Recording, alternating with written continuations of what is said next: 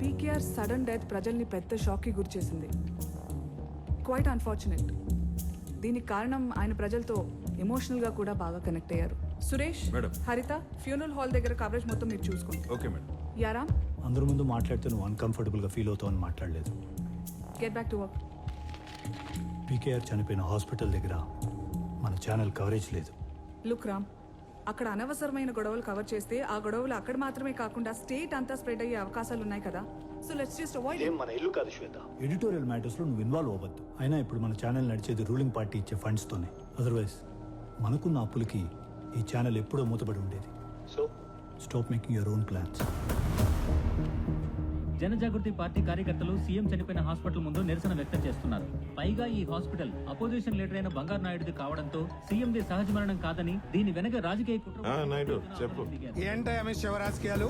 నీ పార్టీ పబ్లిసిటీకి మా హాస్పిటల్ దొరికిందా?